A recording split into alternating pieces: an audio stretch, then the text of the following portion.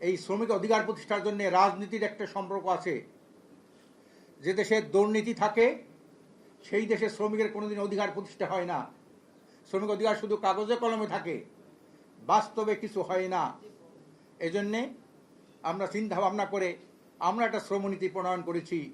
ইতিমধ্যে আল্লাহ রসিম রহমত মেহেরবানিতে শ্রমিকদের মধ্যে প্রচুর সাড়া পড়েছে। সেই শ্রমনীতির নাম হল ইসলামী শ্রমনীতি। তার 1 নম্বর কথা হলো, শ্রমিকের গায়ের ঘাম শুকানোর আগে তার ন্যায্য মজুরি প্রণয়ন করতে হবে। এই ন্যায্য মজুরি বলতে কি বোঝায়? একজন শ্রমিক শুধু খাওয়া পড়া নিয়ে বাঁচবেন না, ওনার চেহারার মধ্যে যাতে একটা সজীবতা প্রকাশ পায়। ওনার অনেক ভিটামিনের অভাব, অনেক পুষ্টির অভাব, এইগুলি যাতে না থাকে, এইটাকে বিবেচনা করে আপনার বেতন নির্ধারণ করতে হবে। সাথে সাথে শ্রমিক মালিক, একটা স্লোগান বাংলাদেশে খুব প্রচলিত আছে, লড়াই লড়াই লড়াই চাই, লড়াই করে বাঁচতে চাই। শ্রমিকরা লড়াই করবে কেন? শ্রমিক কাজ করবে, উৎপাদন করবে, লড়াই করবে কার মধ্যে একটা সংঘর্ষ শুরু হয়ে যায়। এই জন্য আমরা বলছি মালিক শ্রমিক ভাই ভাই সবাই মিলে উৎপাদন বাড়াই। মালিকের সাথে শ্রমিকের সাথে কোনো যদি এ ধরনের যদি কোনো সংঘর্ষ সৃষ্টি হয়, ওই মিল কারখানাগুলা ভালো উৎপাদন করতে পারে না।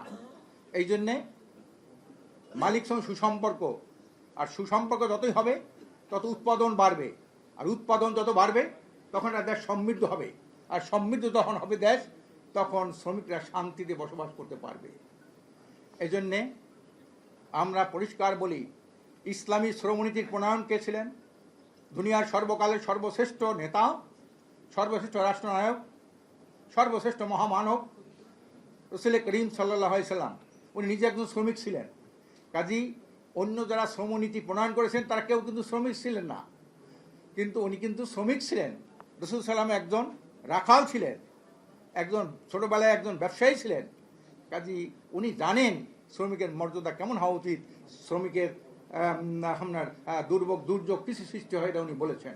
এই জন্যে আমরা পরিষ্কার বলি যে শ্রমনীতি যাই কিছু হোক না কেন, রাজনীতির যদি কোনো গুণগত পরিবর্তন না আসে, দুর্নীতি দুঃশাসন মুক্ত দেশ না থাকে, চাঁদাবাজ দখলবাদ মুক্ত দেশ না থাকে, ওই দেশে যতই আমি লেখা করি না কেন, যতই ইশতেহার প্রণয়ন করি না কেন, সত্যিকার অর্থে শ্রমিকের অধিকার, শ্রমিকের ভাগ্য পরিবর্তনের কোনো আশা করা যায় না। এই জন্যে ইসলামে শ্রমিকদের সবচেয়ে বেশি মর্যাদা দিয়েছে। কি বলেছেন? প্রথম বলেছেন আল কাসিবু হাবিবুল্লাহ, রাসূল সাল্লাল্লাহু আলাইহি ওয়াসাল্লাম বলছেন শ্রমিকটা আল্লাহর বন্ধু। দ্বিতীয় নম্বর বলেছেন শ্রমিকরা হলো সভ্যতার কারিগর। যত সভ্যতা হয়েছে সারা দুনিয়ায় তার কারিগর ছিলেন শ্রমিকরা।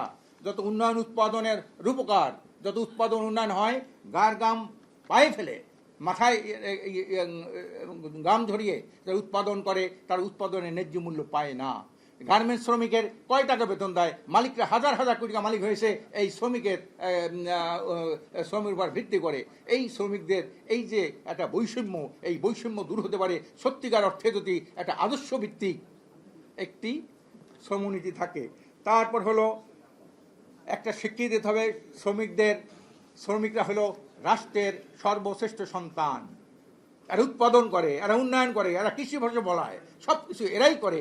অথচ যারা কৃষকের ঘাম, শ্রমিকের ঘাম, রক্ত শোষণ করে হাজার হাজার কোটি টাকার মালিক হয়, তারা শ্রেষ্ঠ সন্তান হতে পারে না। হোক সে মন্ত্রী, হোক সে এমপি, হোক সে প্রধানমন্ত্রী, হোক সে প্রেসিডেন্ট, এটা হতে পারে না।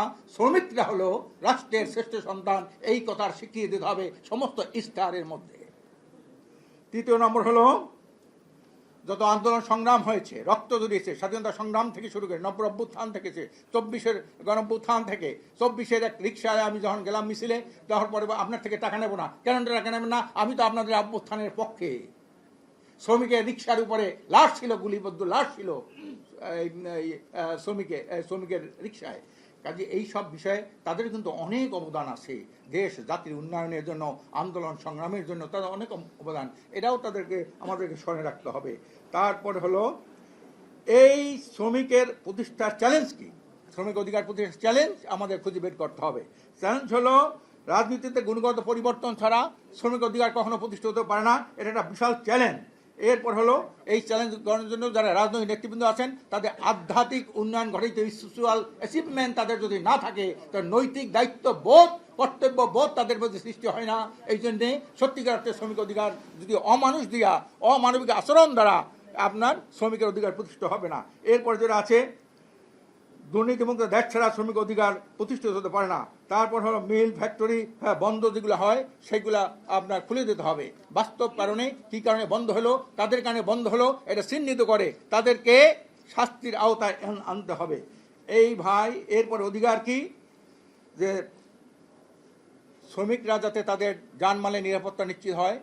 কেউ যদি শ্রমিক ফ্যাক্টরিতে ইন্তেকাল করে মারা যায় তার একটা উন্নত ধরনের একটা উল্লেখযোগ্য একটা ক্ষতিপূরণ তাকে দিতে হবে। তার মধ্যে সামাজিক সিকিউরিটি দিতে হবে। একজন শ্রমিক দিন দিন কাজ করতে করতে নিঃস্ব হয়ে পড়ে, দরিদ্র হয়ে পড়ে, স্বাস্থ্য ঝুঁকিতে ঝুঁকে তার স্বাস্থ্য সেবা করতে হবে। আজকে গার্মেন্টস শ্রমিকগুলোর মধ্যে তাদের বাসস্থানে কোনো ব্যবস্থা নাই, অস্বাস্থ্যকর পরিবেশে তারা বসবাস করে। এই ব্যাপারে দেখার মতো কেউ নাই। যারা উৎপাদন করে হাজার হাজার কোটি টাকা উৎপাদন করে বিদেশে টাকা পাচার করে, আর সেই শ্রমিকদের কোনো থাকার কোনো জায়গা নাই, বাসস্থান কোথাও নাই। আমি একজন শ্রমিকের কাছে গার্মেন্টস শ্রমিকের কাছে যখন গেলাম তার বাসায় একদিন আমি খাওয়া দাওয়া করলাম, দেখলাম কি দুর্বিষহ অবস্থা তাদেরকে বাস্তবে দেখার জন্য আমি গেছিলাম সেখানে। প্রিয় ভাইরা আমার, রাজনৈতিক নেতৃবৃন্দ, কূটনীতি করে নেতৃবৃন্দ, সাংবাদিক বন্ধুগণ, আমি পরিষ্কার বলি, দুর্নীতিগ্রস্ত দেশের মাধ্যমে, দুর্নীতিগ্রস্ত সরকারের মাধ্যমে কোনোদিন শ্রমিকের অধিকার প্রতিষ্ঠিত হতে পারে না, পারবে না। ইতিহাস তার সাক্ষ্য। আসুন আমরা প্রথম শপথ নেই, আমরা একটা দুর্নীতি দুঃশাসন মুক্ত একটা দেশ গঠন করব। আর এই দেশের শ্রেষ্ঠ সন্তান, সভ্যতার কারিগর, উন্নয়ন উৎপাদনের উপকার শ্রমিকদেরকে ভাগ্যের পরিবর্তন আমরা ঘটাবো ইনশাল্লাহ।